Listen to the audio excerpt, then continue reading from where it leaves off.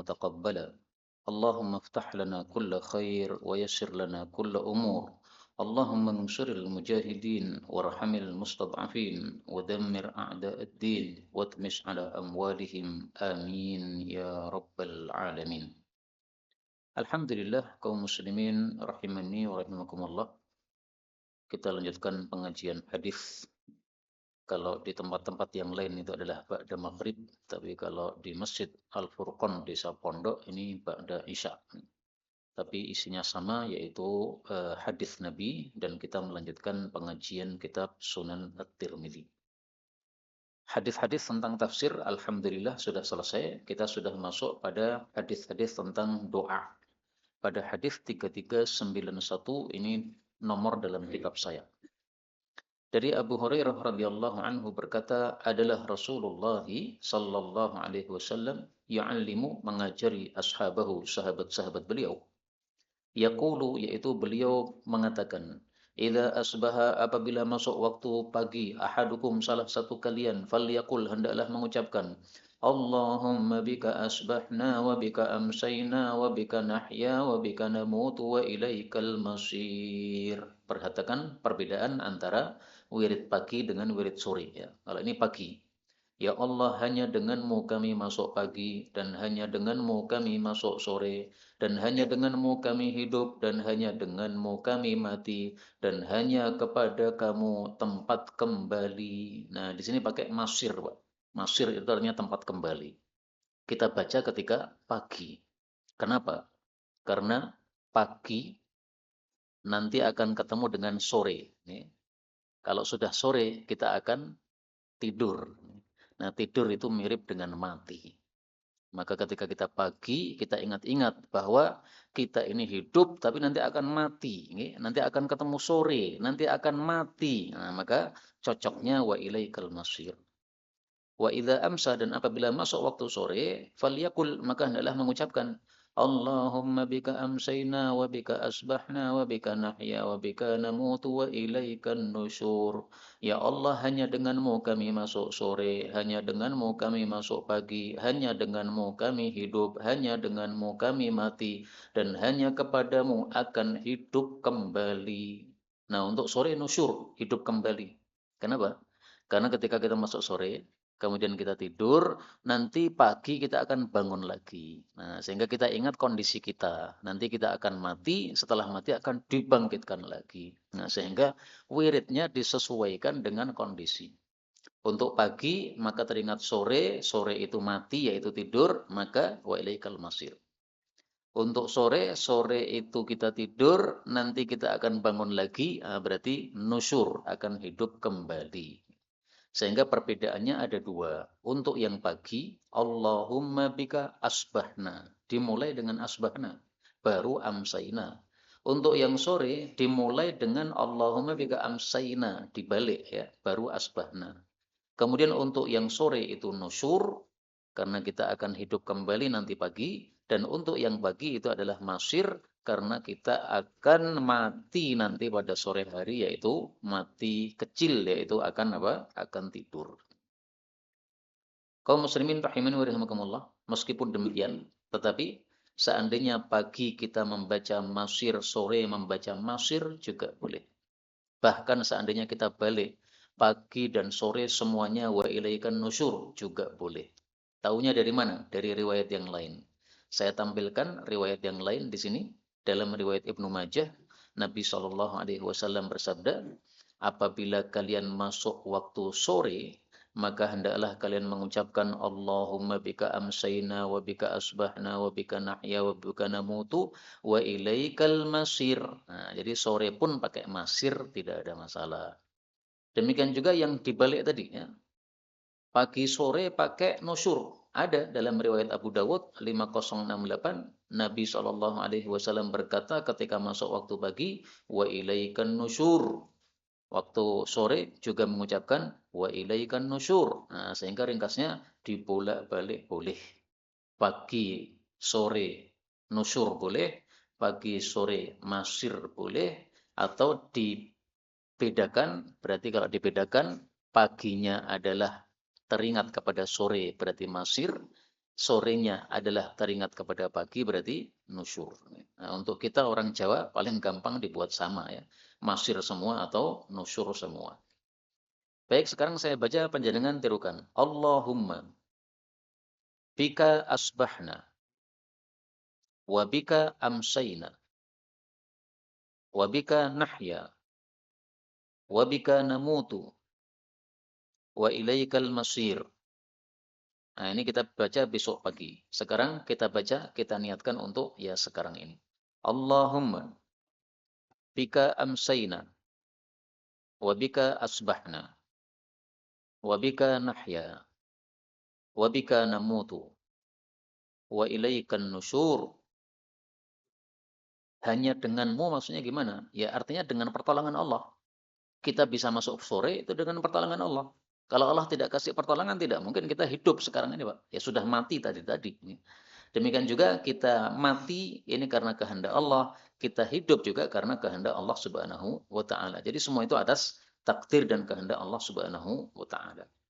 Berikutnya bab baru tanpa judul, ini berarti masih cabang dari bab sebelumnya, hadis 3392 dari Abu Hurairah radhiyallahu anhu berkata, berkata Abu Bakar As-Siddiq radhiyallahu anhu, "Ya Rasulullah, murni suruh saya bisyai'in dengan sesuatu, aku luhu yang aku akan membacanya, idza asbahtu ketika saya masuk waktu pagi, wa idza amsaitu dan ketika saya masuk waktu sore." Nah, masuk waktu sore ini diperselisihkan oleh para ulama apa? Kapan bacanya? Ada yang mengatakan bacanya sebelum maghrib, berarti dari asar sampai maghrib. Ada yang mengatakan setelah tenggelam matahari, dan itu yang saya pilih. Sehingga wirid malam itu saya, wirid sore itu saya membacanya adalah setelah mendengar adzan maghrib ya. Kemudian masuk masjid, sholat 2 rakaat, nah, masih ada sisa waktu kan, nah silahkan dibaca wirid sore. Itu yang saya pilih. Termasuk ini kan wirid sore nih ya. Maka sore hari kalau sudah adzan maghrib kita membaca kul, katakanlah Allahumma ya Allah alimal ghaibi, zat yang mengetahui perkara yang gaib, wasyahadati apalagi yang tidak gaib, yang tampak. Fatira, wahai pencipta as-samawati, langit-langit ada 7, wal ardi dan bumi ada 1 atau ada 7 lapis. Rabba kulli syai'in, pemelihara segala sesuatu, wa malikahu dan pemiliknya. Asyhadu an la ilaha illa anta, aku bersaksi bahwasanya tidak ada Tuhan yang berhak disembah selain Engkau saja. A'udzu bika min syarri nafsi, aku berlindung kepada Engkau dari 3. Yang pertama dari keburukan diriku sendiri. Jadi diri kita itu punya keburukan, Pak. Kok bisa? Karena manusia itu punya syahwat. Jadi kita dikasih akal, tapi juga dikasih syahwat.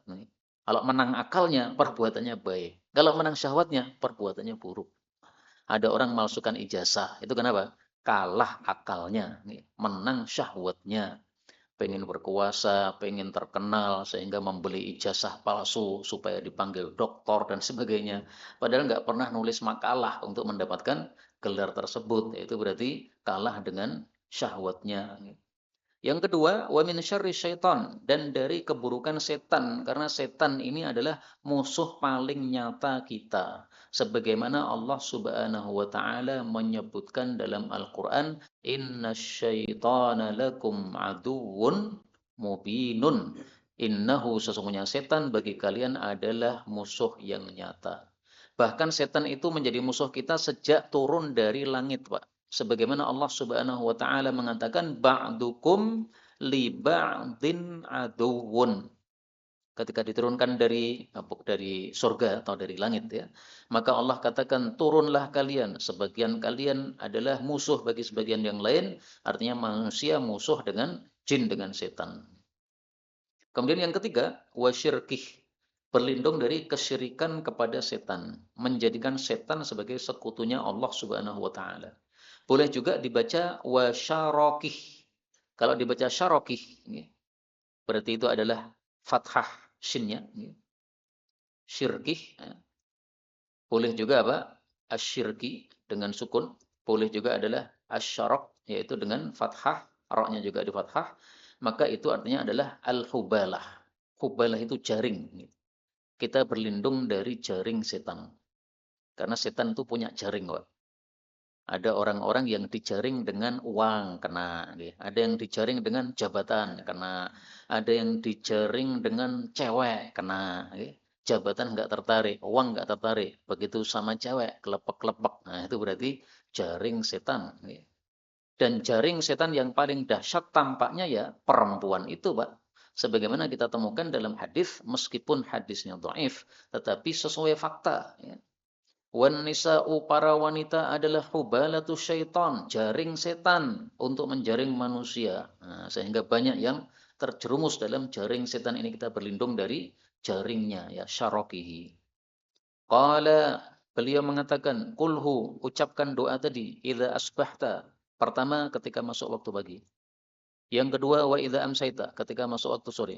Ketika sudah mendengar azan maghrib, kalau yang saya pilih tadi ya.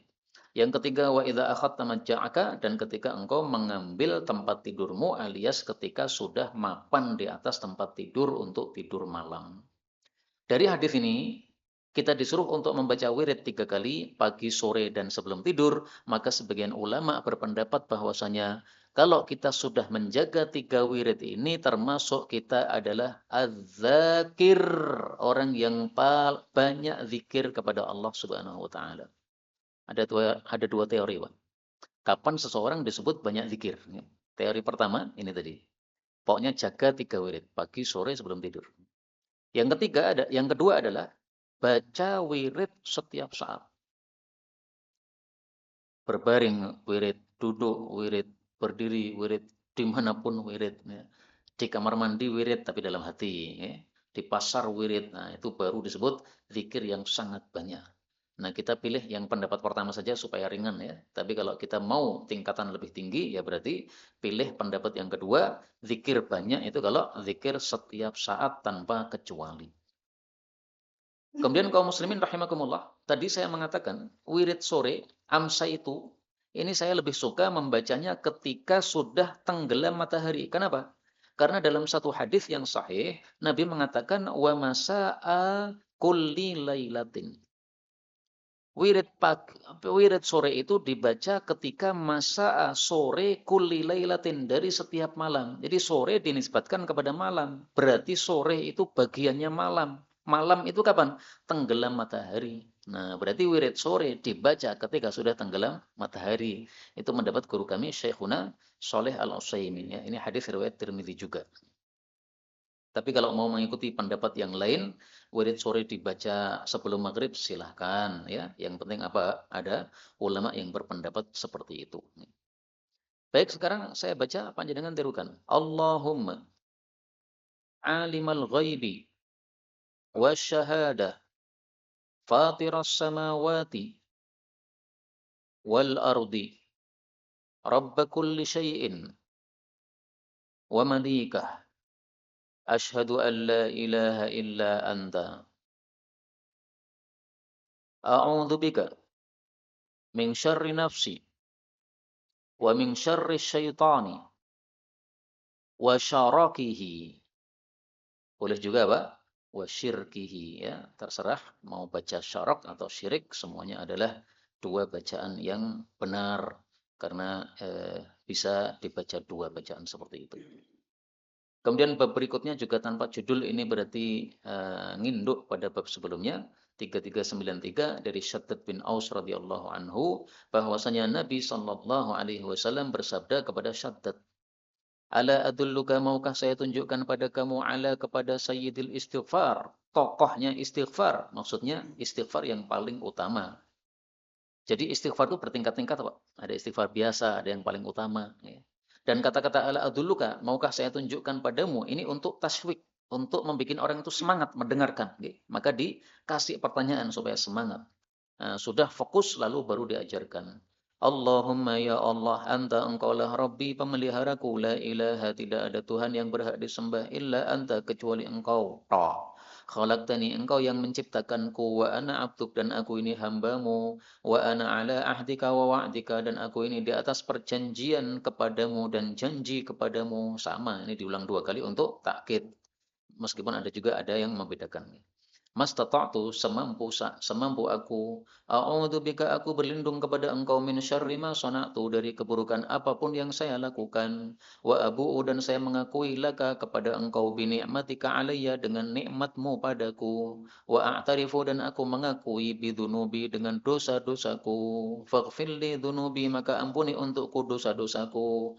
Innahu, sesungguhnya, la yaghfiru dzunuba, tidak ada yang mengampuni dosa-dosa, illa anta, kecuali engkau ya Allah. Apa fadilahnya? La yaquluha, tidaklah mengucapkan wirid ini, ahadukum, salah satu dari kalian, hina yumsi, ketika masuk sore.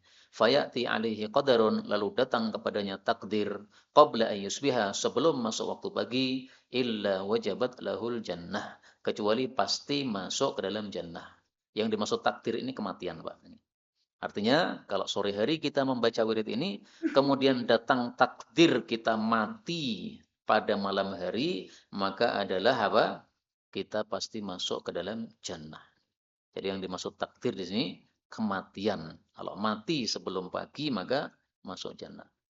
Terus wala yaquluha, dan tidaklah mengucapkan wirid ini hina yusbih, ketika masuk waktu pagi, fayati alaihi qadarun, lalu datang kepadanya takdir kematian, qabla yumsiya, sebelum masuk sore, illa wajabat lahul jannah, kecuali pasti mau masuk ke dalam jannah.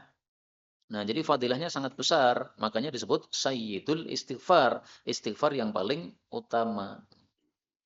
Dan dari sayyidul istighfar ini kita ambil beberapa pelajaran, Pak. Pelajaran pertama, sebelum kita berdoa, hendaklah kita memuji Allah.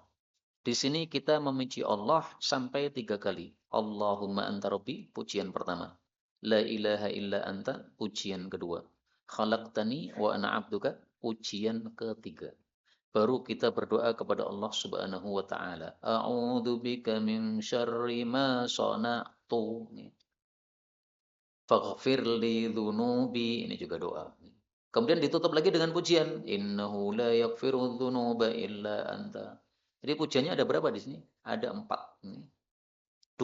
Tiga pertama, kemudian pujian terakhir adalah pada kata-kata innahu la yaghfiru dzunuba illa anta. Jadi lebih banyak pujiannya daripada apa?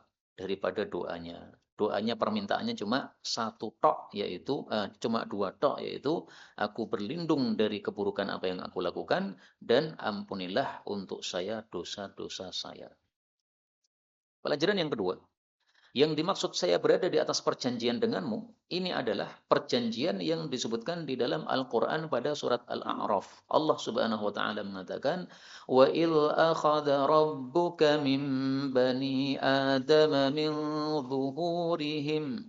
Al-A'raf 172. Ingatlah ketika Allah sudah mengambil dari manusia, dari punggung-punggung mereka diambil keturunan.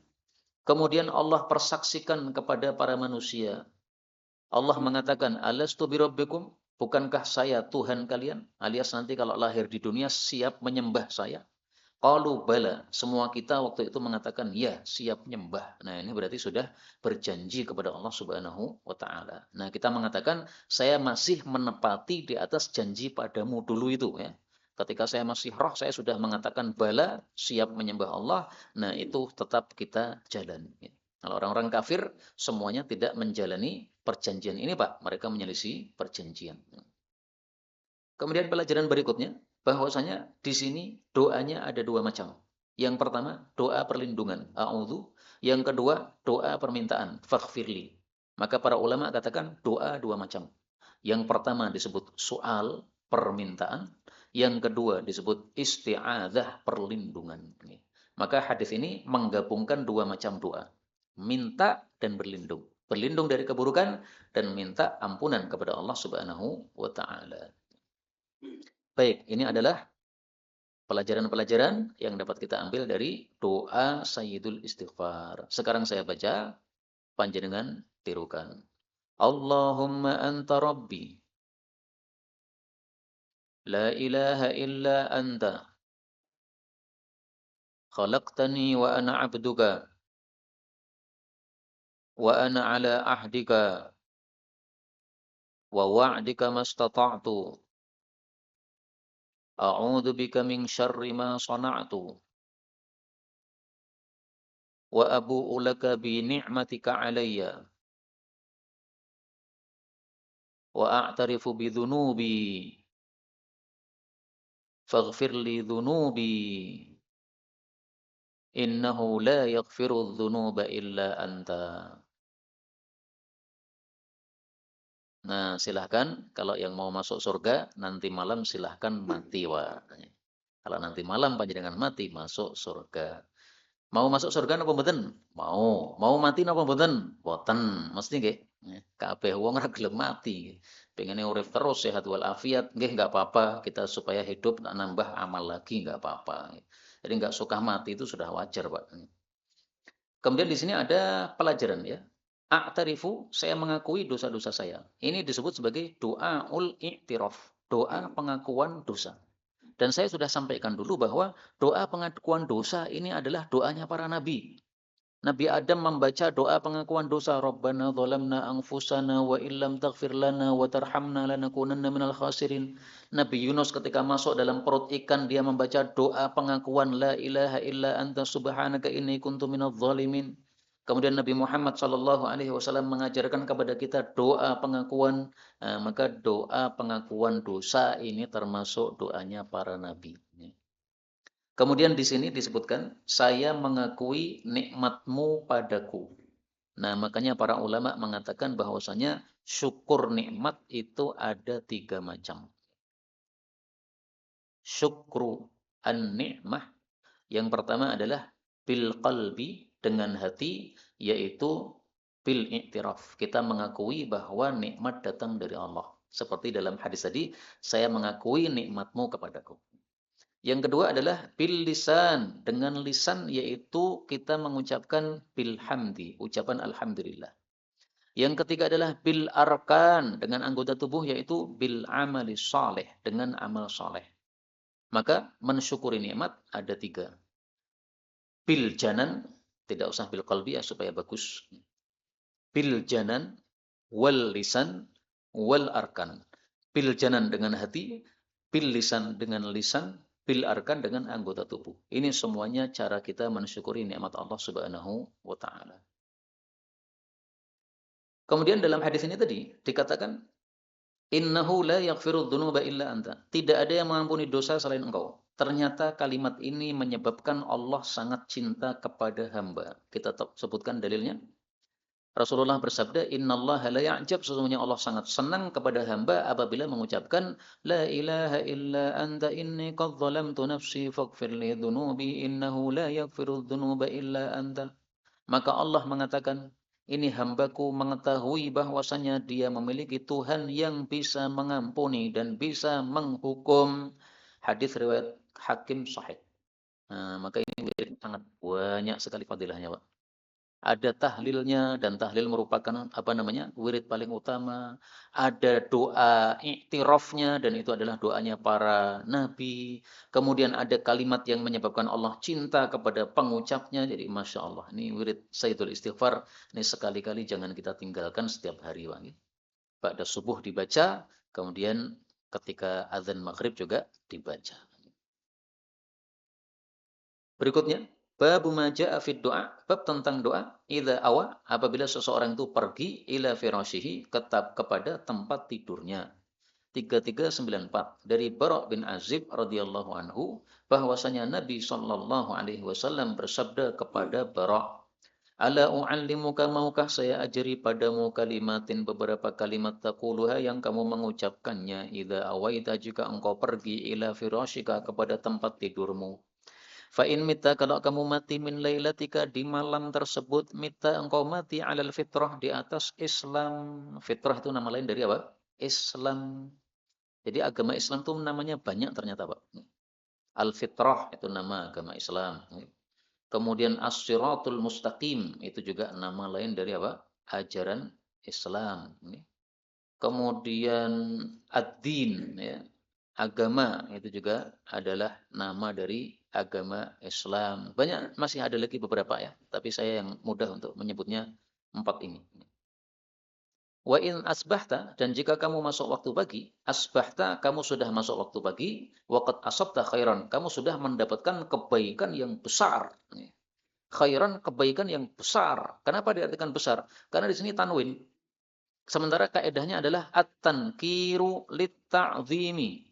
Penggunaan isim nakirah, tandanya ada tanwin di belakang seperti ini adalah menunjukkan besar. Berarti khairan, kebaikan yang besar. Nah, kemudian baru beliau menyebutkan ya, taqulu, silahkan kamu ucapkan, Allahumma ya Allah, aslamtu nafsi ilaik, aku serahkan diriku padamu, wa wajjahtu wajhi, dan aku arahkan wajahku, aku hadapkan wajahku ilaika padamu. Wajahku ya maksudnya semua diriku ini. Wa fawwadtu, dan saya pasrahkan amri, semua urusanku, ilaika padamu. Raghbatan, karena berharap, wa rahbatan, dan karena takut, ilaika padamu, berharap kepada rahmat Allah, takut kepada siksa Allah. Wa alja'tu, dan aku sandarkan dhahri, punggungku, ilaik padamu. La malja'a, tidak ada tempat berlindung, tidak tempat bersandar, wala manja, dan tidak ada tempat berlindung menyelamatkan, minka, darimu, illa ilaika, kecuali kepada dirimu. Amantu, aku beriman, bi kitabika, dengan semua kitabmu, alladzi anzalta, yang telah engkau turunkan. Ada 104 kitab katanya. Wa bi nabiyyika, dan dengan seluruh nabimu, alladzi arsalta, yang engkau utus. Atau yang dimaksud adalah Nabi Muhammad sallallahu alaihi wa alihi wasallam. Ya, ada dua kemungkinan. Qala al-Bara', berkata Bara', maka saya mengucapkan, wa bi rasulikal ladzi arsalta, rasulmu yang kamu utus. Maka diralat oleh Nabi. Fata'ana, lalu beliau menusuk biyadihi, dengan jari beliau, fi sadri, pada dada saya. Supaya apa? Dia tahu bahwa dia salah. Tsumma qala, beliau meralat, wa bi nabiyyikal ladzi arsalta, dan dengan nabimu yang engkau utus. Jadi nabimu jangan diganti dengan rasulmu ya. Nabi dengan rasul itu beda, Pak. Perbedaannya apa antara nabi dengan rasul? Diperselisihkan oleh para ulama kita rahimahumullahu taala. Pendapat yang saya pilih, an-nabiyyu man jaa, orang yang datang, bisyar'i qablahu, bisyar'i man qablahu, dengan syariat nabi sebelumnya. Jadi dia tidak membawa syariat baru. Ar-rasul itu adalah man jaa, orang yang datang, bisyar'in jadidin, dengan syariat yang baru. Berarti Nabi Musa bawa Taurat, Nabi Isa bawa Injil, Nabi Muhammad bawa Quran, Nabi Daud bawa Zabur. Ini berarti adalah para rasul. Kenapa? Membawa syariat baru. Syariat baru semuanya Islam, Pak, tapi aturannya beda-beda gitu loh. Halal haramnya itu bisa beda-beda, itu yang dimaksud syariat baru. Tapi kalau tauhidnya sama, mengesahkan Allah Subhanahu wa taala. Karena itu Nabi membantah bacaannya. Wa binabiyyikal ladzi arsalta diganti wa rasulikal ladzi arsalta, disalahkan oleh Nabi. Karena Nabi dengan Rasul beda. Rasul jumlahnya cuma 315. Nabi jumlahnya 124.000. Maka kalau kita sebutkan wa binabiyyika dan kita pahami itu adalah semua nabi, maka ini adalah mencakup apa? 124.000 nabi. Meskipun kata-kata allati arsalta yang dimaksud adalah rasul ya, tapi maksudnya adalah kata-kata nabi dengan kata-kata rasul itu maknanya atau cakupannya beda. Kemudian dari hadis ini kita ambil pelajaran bahwasanya membaca wirid ini sebelum tidur, maka fadilahnya ada dua. Yang pertama, kalau kita mati, maka dijamin kita masuk surga. Karena matinya di atas Islam berarti mati husnul khatimah. Fadilah yang kedua, kalau kita ternyata tidak mati, maka kita sudah mendapatkan kebaikan yang sangat-sangat besar dan banyak. Karena itu ini jadi PR nanti sebelum tidur, mari kita membaca wirid ini. Kapan membacanya? Idza awaita, kalau sudah pergi ke tempat tidur. Jadi bukan sekarang, Pak. Tapi sekarang kita baca sebagai apa namanya? Supaya membekas. Saya baca ditirukan. Allahumma aslamtu nafsi ilaika wa wajjahtu wajhi ilaika wa fawwadtu amri ilaika raghbatan wa rahbatan ilaika wa alja'tu dhahri ilaika la malja'a wa la manja minka illa ilaika amantu bi kitabika alladhi anzalta wa bi nabiyyika alladhi arsalta. Kita ambil beberapa pelajaran. Pelajaran pertama, di sini disebutkan amri. Saya artikan seluruh urusanku. Kenapa? Karena ada kaidah mengatakan bahwasanya al-mufradul mudhaf, kaidah ini ya. Kalau ada kata-kata mufrad yang dia itu mudhaf, ya umum, maka itu mengandung makna umum. Nah, contohnya di sini. Amrun ini adalah fi'il mufrad. Mufrad itu satu ya.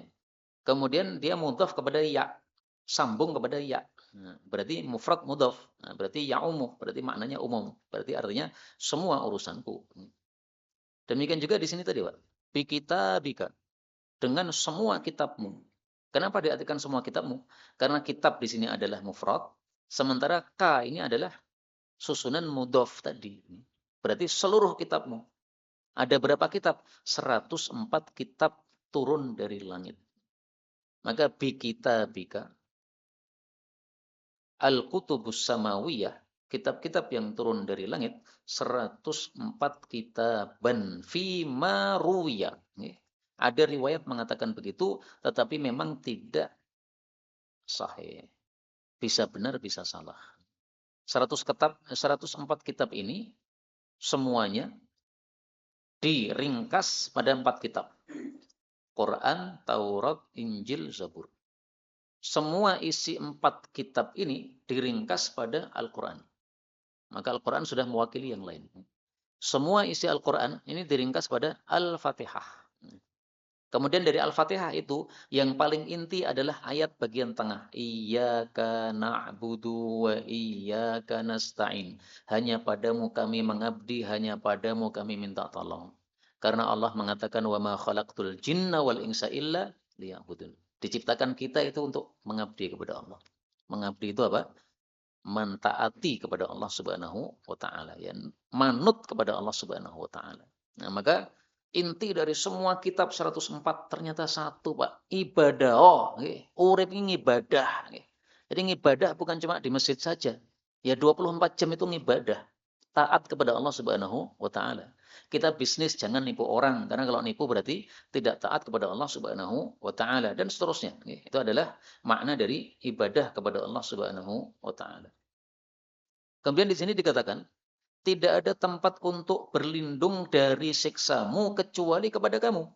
Ini bedanya Allah dengan selain Allah. Kalau kita akan disiksa seseorang, cara menyelamatkan diri, lari sejauh-jauhnya dari orang tadi. Ada singa ingin menerkam kita. Cara selamat gimana? Lari sejauh-jauhnya dari singa. Tapi kalau Allah malah sebaliknya, Pak. Pengen selamat dari Allah, dekatilah Allah sedekat-dekatnya. Semakin kita menjauh dari Allah, semakin datang siksa lebih cepat lagi. Makanya dalam Al-Quran, Allah Subhanahu wa Ta'ala menyuruh kita untuk lari menuju kepada Allah, bukan lari menjauh kepada Allah. Pada surat An-Dariyat ayat 50, fafirru ilallah. Larilah kepada Allah supaya selamat dari siksa Allah. Nah, ini bedanya Allah dengan makhluk. Pengen selamat dari Allah, dekatilah Allah, maka selamat. Menjauh kepada Allah, semakin tidak selamat, semakin akan mudah untuk disiksa oleh Allah Subhanahu wa taala, dan Allah itu tidak ada sesuatu yang susah baginya. Kemudian kaum muslimin rahimani wa rahimakumullah. Hadis ini sekaligus menunjukkan bahwa wirid-wirid yang diajarkan oleh Nabi itu jangan diubah-ubah. Karena di sini tadi Nabi mengatakan wabi nabiyika diganti dengan wabi rasulika, oleh Nabi diralat, disuruh membaca wabi nabiyika. Nah, maka wirid-wirid yang datang dari Nabi sebisa mungkin kita hafalkan kalimat-kalimatnya sesuai dengan sabda Nabi. Seperti yang tadi ya. Untuk pagi, untuk sore dibedakan antara masir dengan nusyur, ya dibedakan. Meskipun ada riwayat yang menyamakan, sama-sama masir, ada sama-sama nusyur. Tapi maksudnya kalau kita mau menggunakan yang membedakan, maka harus kita ketahui kapan membaca nasir, kapan masir, kapan membaca nusyur. Berikutnya nih, terakhir 3395. Dari Rafi' bin Khadij radhiyallahu anhu, dan di sini sanadnya dhaif karena ada rawi bernama Ibni Akhi Rafi', anaknya saudaranya Rafi'. Berarti apa? Keponakannya Rafi'. Kok keponakan? Anaknya saudara itu berarti anaknya saudara. Berarti apa, Pak? Keponakan benar ya?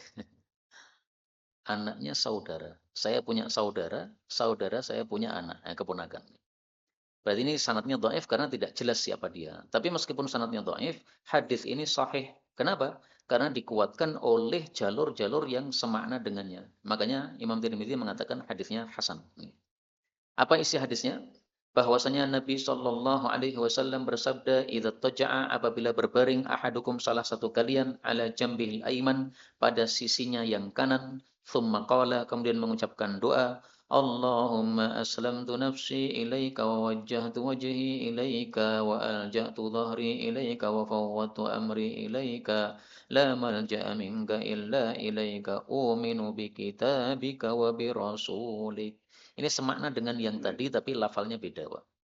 Ya Allah, saya serahkan diriku kepadamu, saya hadapkan wajahku padamu, saya sandarkan punggungku padamu, dan saya serahkan semua urusanku padamu.